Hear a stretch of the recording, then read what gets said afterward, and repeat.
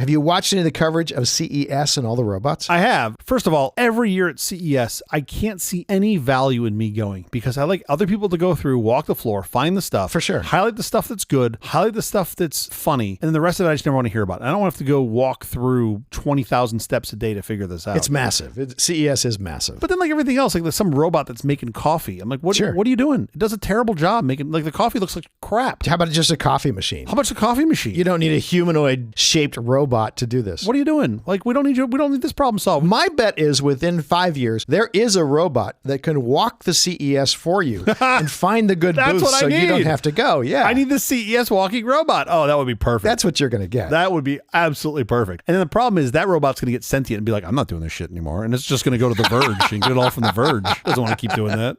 The reporters are still having to walk the floor themselves. Oh, no, they don't get a pass. No, you signed up for this. Quiet, please. All the booths are staffed by robots, right? It's the year 2035. Sure. All the products are robots. There's still 3 reporters from The Verge that have to walk the whole floor to get me my content. 4, David Pierce has no choice. He 3, still has to be there. This is our future, everybody. 2.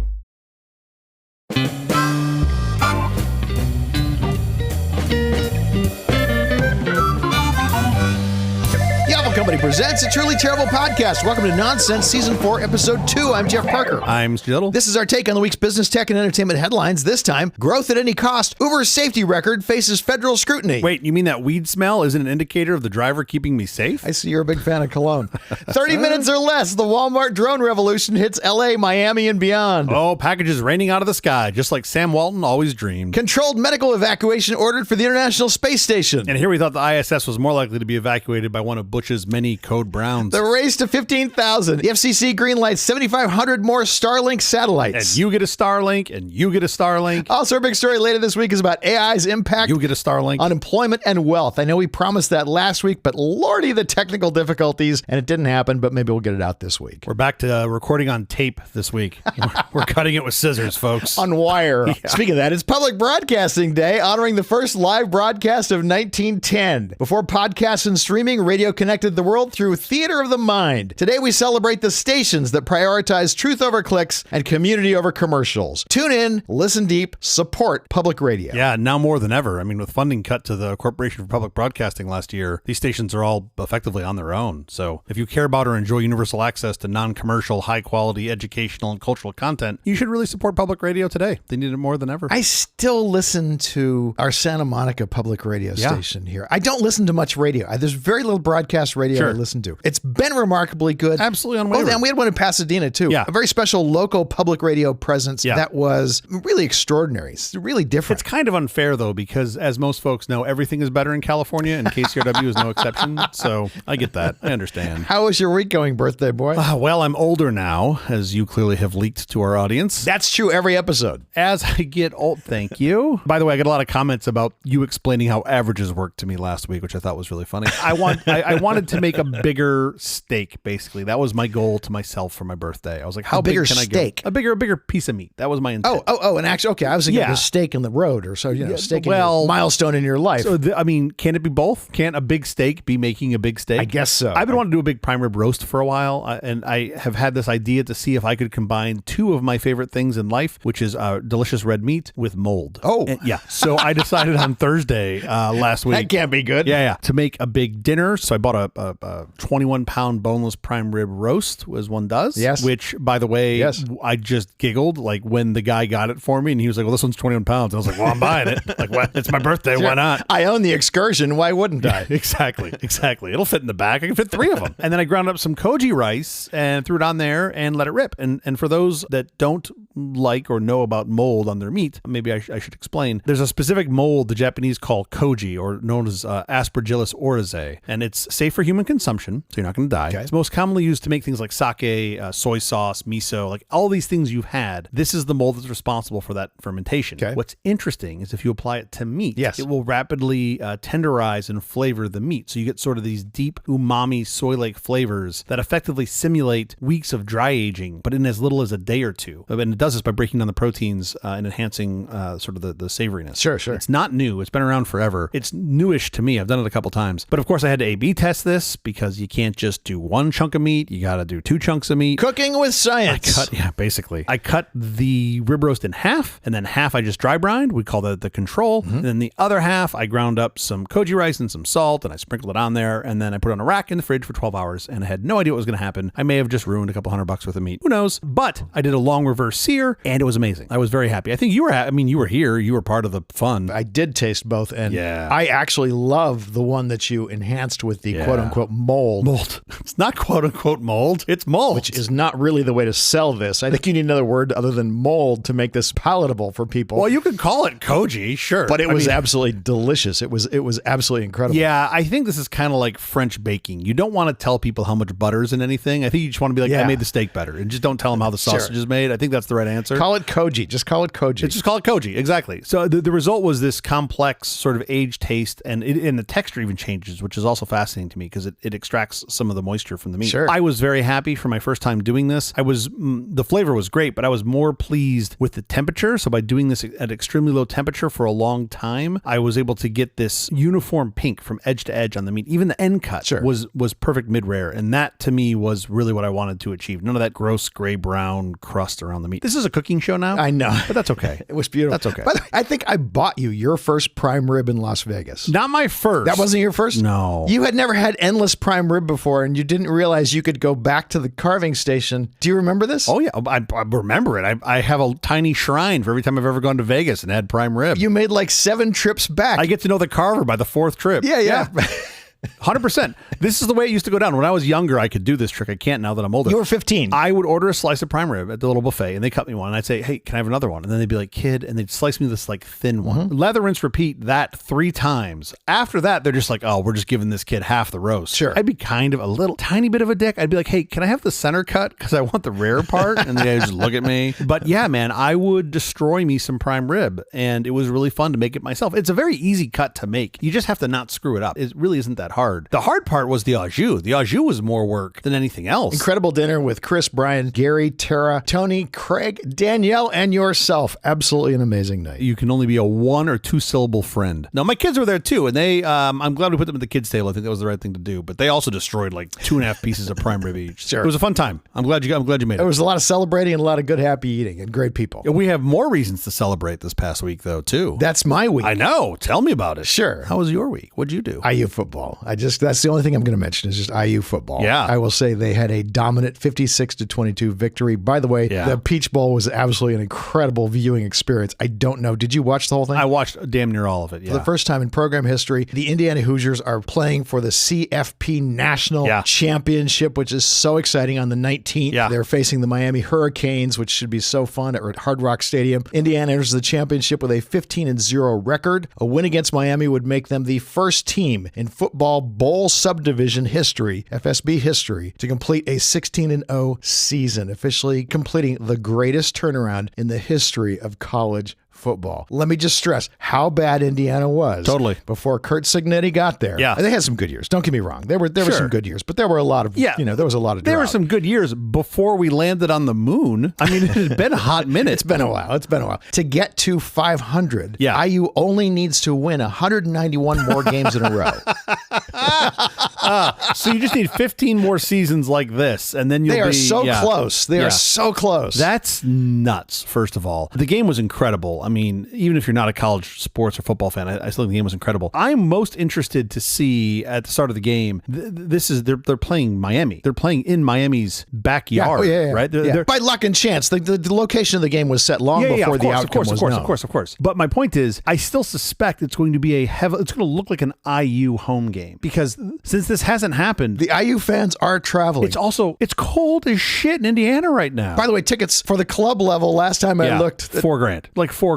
Like, it's insane. No, tickets for the club level, last time I looked, were above $18,000. Oh, so you just got 2. You didn't get the whole 4? You just got the 2? That's more expensive than the Super Bowl. They should set up a CarMax dealer, temporary CarMax dealer in front, and you just drive from Indiana in your Kia, and you just drive it right in, and they give you $18,000 for it, and you immediately buy a ticket with it. You just trade in your Kia for a seat. This utilitarian thing that provides you value every day of your life you can give up just to watch some guys run around on a field. IU has signed 7 4-star recruits for the 2026 class alone, which is a huge jump from previous years. You have to win your first season, which is like nearly impossible. They had a lot of things favoring them. It was a fairly easy schedule and a number of other things. But they did it, and in doing that, they were able to do a little recruiting this last year. And now it's just the floodgates are open. If you're a good football player, you want to go to IU. Things have changed so much. When I was first watching IU football, this was the first year of Curt Cignetti, because my child goes to IU, and so I started watching when that occurred. When I would watch games that first season, which was Curt Cignetti's first season, the stadium was maybe 3/4 full. They are now looking at Memorial Stadium to see if they can increase capacity. Is about 52,500. They want to increase capacity somehow to 70,000 because the ticket demand is so strong. I think this is kind of nuts. I love the idea that they want to expand the stadium. I think that's great. I kind of feel like you might want to wait before you put the money into the infrastructure project. Like let's make sure this is a couple years of work before. You think Kurt's going to get hit by a bus? I think Curt might be coaching for the Ravens next year if they put a big enough pile of money in front of him. Who knows? No,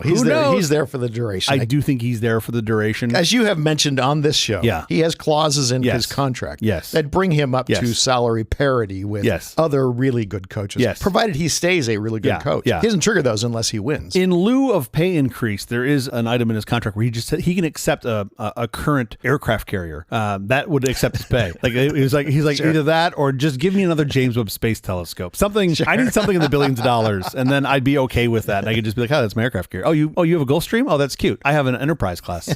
Some of the color they gave during that game, by the way, they were talking about his assistant coaches back at IUP, and I thought the story was great. He talked about 2 of his assistants that each made $5,000 a year at IUP, and they asked one of the assistant coaches, how did you get by during that time? And they said the assistant coach actually got emotional and said it was a lot of help from his friends and family. And I can only imagine being an assistant coach where you have to do this for the passion. You're not doing it for the money because that's not paying anything. And then they of course then followed up that story with one of them I think is now on like a $3 million a year pay package, which is awesome to see that sticking with that and being an excellent coach has paid off. Top of your game is being rewarded. It's very cool. I think Kurt's dad coached for IUP. IUP is legendary at IUP. Like I think there's like a field or something named after him. I think there's some part of that school has named it after his father. That's really cool. Really cool to see him follow those. He played under his father for 1 year. Oh, really? Oh, I didn't know that. Oh, that's cool. But it's like the Harbaughs, right? Like they just have this football legacy. Well, literally like no breaks went Kurt's way in terms of getting big offers and all of that. He had to like bet on himself big time. Yeah, and it's paid off. Yeah. I could talk about IU football for the rest of the podcast. Let's not. I'm optimistic that with just a little more money, he'll be able to buy a smile surgery.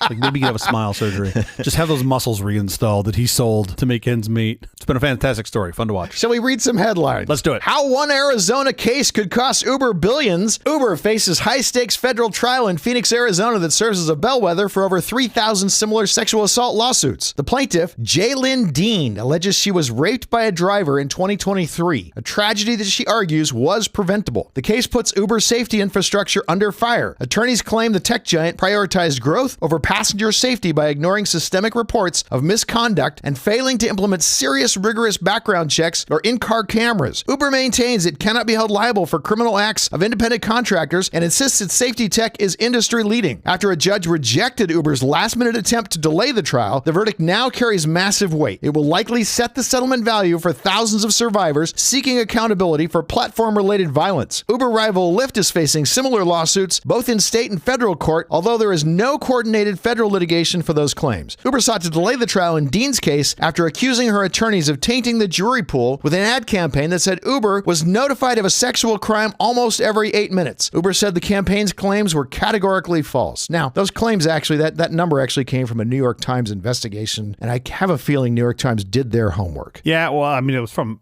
sealed court docs where they got it from. I don't think they just made it up out of whole cloth. Right. My hunch is Uber's response is some percentage of those claims are not substantiated or of some other concern. Who knows? But they certainly haven't brought it to light. Those are just the ones that were reported. Imagine how many occurred that were not reported. I mean, Uber disclosed something like 12,000 over the same time period, but they haven't provided a lot of detail between the two. This is very interesting to me. This certainly this case. I'm thinking more about the solution to the problem. Like right now, we're clearly stuck in the mire with this. Mm-hmm. AVs are the solution, right? It's a self-correcting problem because AVs are cheaper and they're going to destroy the Uber business anyway. Yes, your Waymo is not going to sexually assault you. Now your Tesla might.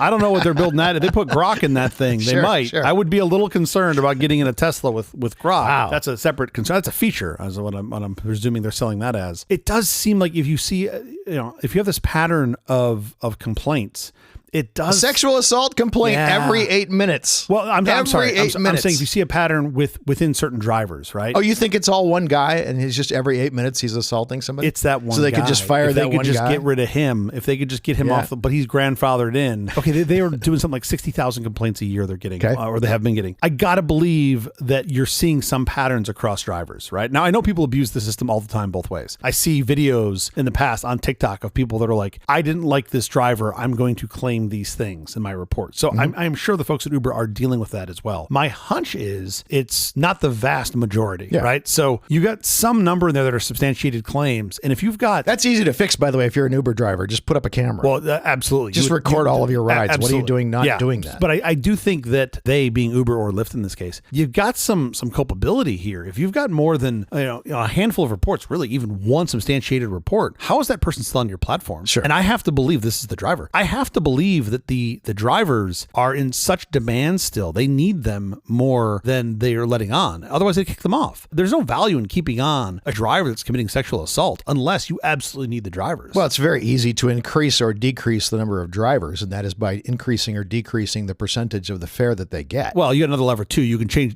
the fare as well, right? But determining market, you can absolutely drive that. I mean, Uber prices are up significantly from my experience over the past couple of years. Yeah. Now, where that money is landing is certainly up for debate, but it does seem like costs have gone way up and the service doesn't seem to be slowing down at all. I think Waymo prices are even up in the last year. That's my sense from rides I've taken. I have no actual data. I just have my experience. When the great Waymo gods decide to come and visit my home, then I will be taking more Waymos. Right now, it is only a privilege for me to take a Waymo. They keep their pricing in with market pricing, or roughly market, a little lower than market pricing is my experience. Yeah, but this trial is going to be super interesting. I'm not crazy about these pool of trial attorneys that are putting ad campaigns out. I do think that could effectively taint the jury pool, but there's also no way around that. I mean, it's in the ether. But let's talk about why those attorneys put out those ads. The attorneys put out the ads because Uber was trying to limit their compensation for suits. Uber was literally trying to change the law in California to make it so that it's less viable for an attorney to take a contingency suit. Yeah, they want to cap contingency fees and I think reduce or restrict what you can get medical costs reimbursed. So Uber is both complaining that they've tainted the jury pool, the lawyers have tainted the jury pool, but Uber is really the cause of them putting the ads out to begin with. Yeah, sure. They did. Well, they didn't have to put the ads out. Well, you come after my livelihood, I'm going to put out some ads about why we need... Oh, they're coming after their livelihood. Why we need to be able to sue you. Sure. Some cap. I don't know. This is obviously a big, hairy ball of wax to take apart. But I do think, though, to what you said earlier, I feel like there is a solution coming very quickly on this, and that will be AVs. I don't think they can put out enough AVs quickly enough.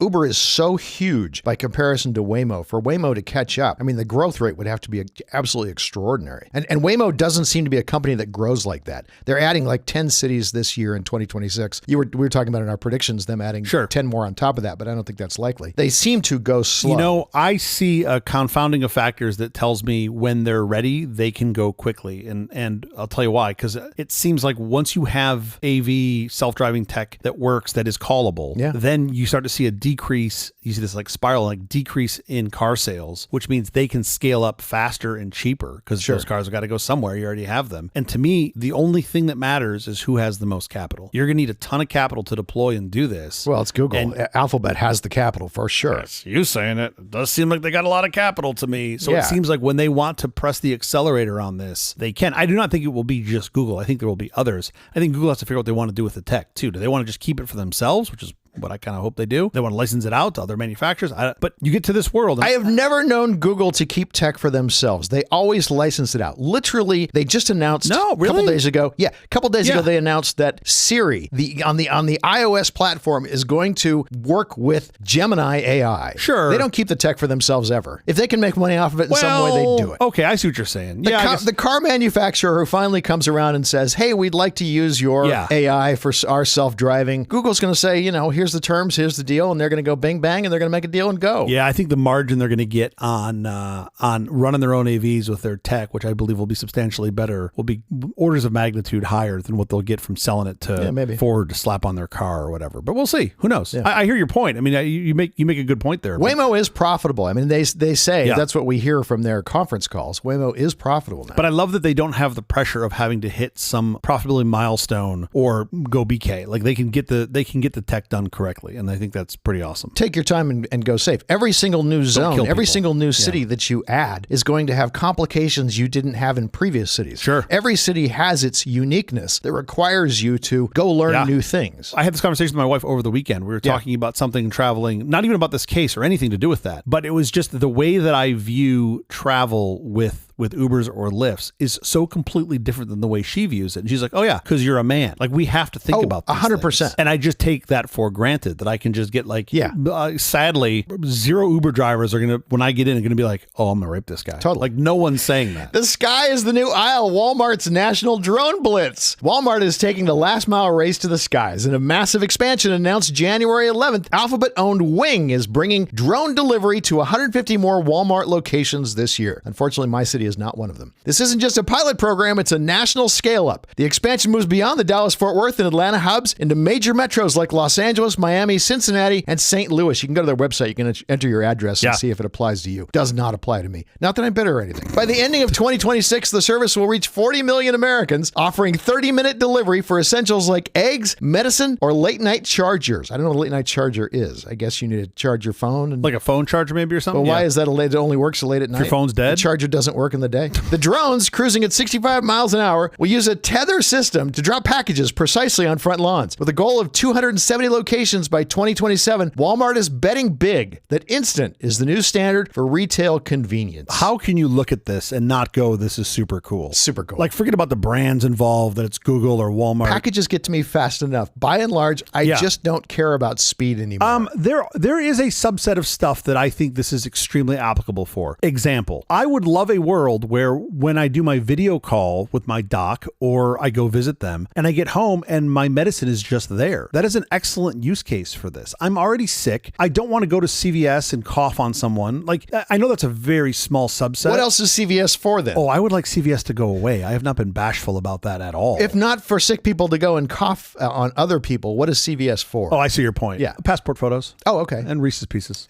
That's basically it. Okay, good. Peeps. Where else are you going to buy your Peeps? I love this idea, though. I mean, I can see the world very near term where I leave my doctor's office and my script is waiting for me at my house when I get home. And I think that's lovely. Yeah. I can also see a world where, like, as a father of two very much growing young boys, there have been a handful of times where I wake up in the morning, I got school coming, and I realize we are out of eggs. Yeah, sure. And now I need to get protein into these kids, and I don't know how to do it. And I'm like scrambling in the fridge to figure something out. I would love a world where I could order a dozen eggs and have them delivered in 20 or 30 minutes. That could be awesome. Or just have looked at the fridge the night before. Okay, you have your solution and I have mine. Mine is technology based. Yours is responsibility based. Well, they used to only carry 2.5 pounds. Now they carry 5. Yeah, their payload's really small. 5 pounds is better. 5 pounds. That's pretty. What, a half gallon of milk? Like, what do you do? Multi-trip? I feel like either of us, really, probably both of us, will be very tempted to abuse this, like we did Cosmo back in the day when I was like, oh, I can order 1 bag of Skittles and a guy shows up, and like I did it once and then felt terrible, and I was like, this guy just rode all like 4 flights of stairs, rode a bike to bring me Skittles. Like,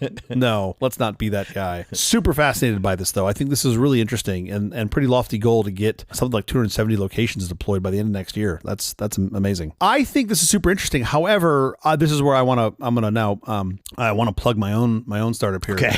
I think after I like how I say that and you immediately start laughing. Like, I can't even get those words out without you laughing. I would say, do you feel funny coming? Is there like a tsunami of funny coming? We'll see. So instead of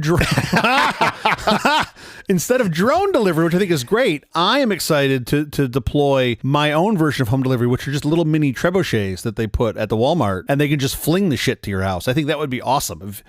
Controlled medical evacuation ordered for the International Space Station. NASA is cutting a major mission short following an undisclosed medical situation involving one astronaut. The agency has decided last week to bring 4 of the ISS 7 crew members home months early. While NASA remains tight-lipped on the astronaut's identity, there's only 4 of them. We could probably figure it out with 25% accuracy.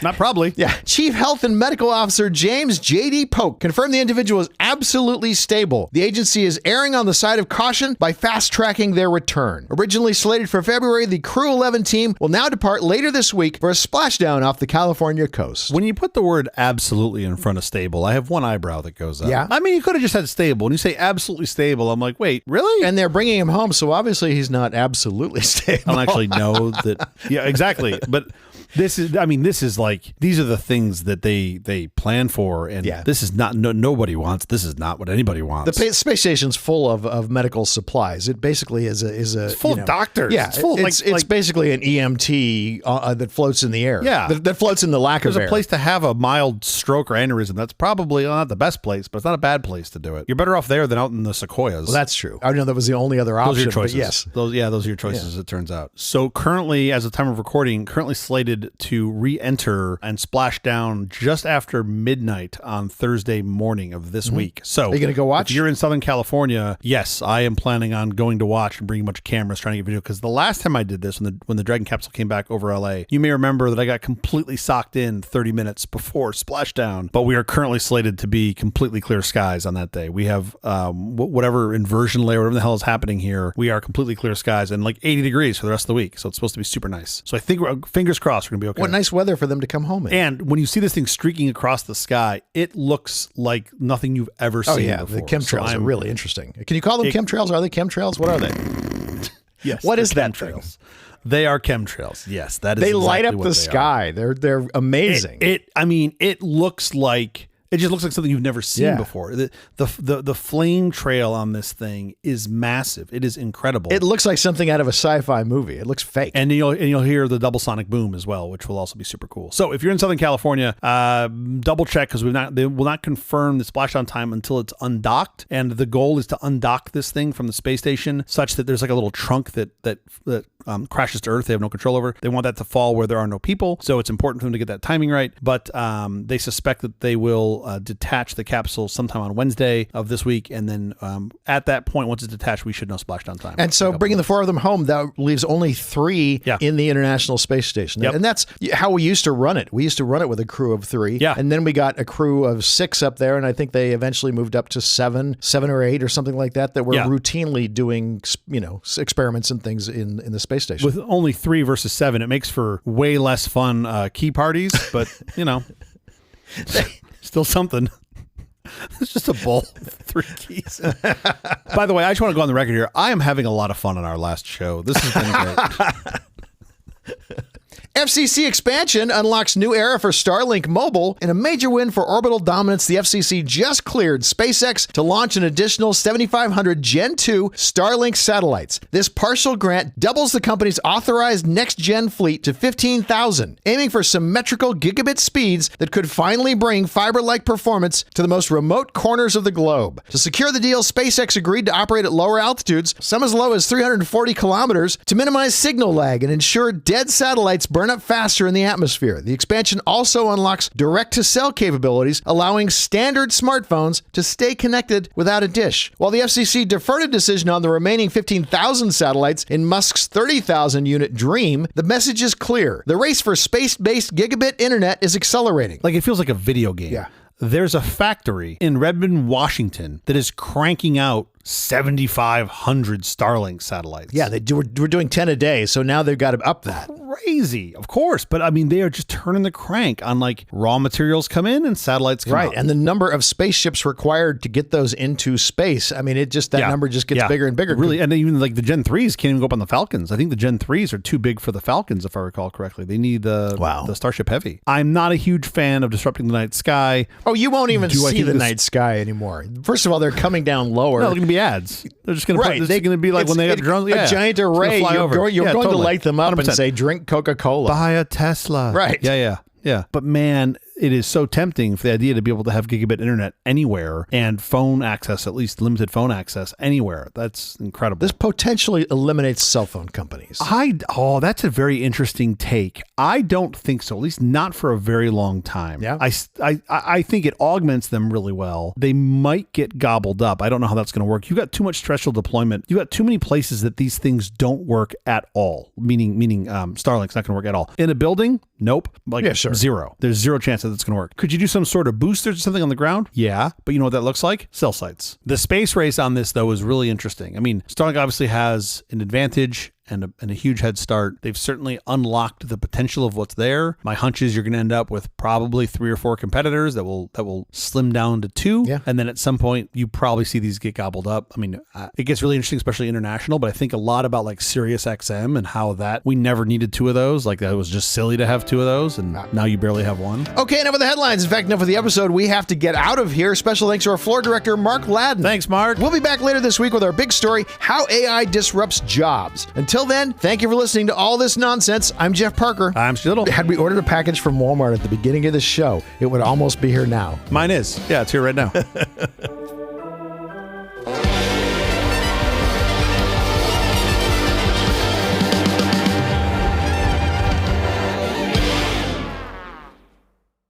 Not so long ago, connecting the internet was an arcane process that required intimacy with Unix, routers, and more. Today, a reliable, feature-rich internet connection is just a phone call away, Jeff. A phone call away. Yeah, and with long-distance heavyweights such as AT&T, MCI, and Sprint joining CompuServe America Online and independents such as Netcom and the internet service provider arena, prices are falling. Good. Local access numbers are proliferating, and access speed is gaining momentum. Wonderful. So to get on the internet, you only need 3 things. Okay. You need an ISP. Sure. Internet service provider. Right, that's your internet service provider, which you pick based on, your location, your travel needs, etc. And you can either do a pay by the hour or you can do the all you can eat $20 per month plans. You can just browse to your heart's content. Okay. That's awesome. You need a WinSock connection. Okay. Now, if you're running Windows 95 or Windows NT, you can simply use the operating system's dial-up networking feature. So that's great. Sure. But you're also going to need to know your IP address, DNS server address, username, password, and domain name. So you have to have all those things. Sure. And now if you're running Windows 3.1, you're going to need a TCP IP dialer package such as Trumpet WinSock or CompuServe's Net Launcher. So make sure your ISP will supply one. And then the third thing that you need, and this is really simple, you need TCP IP software. So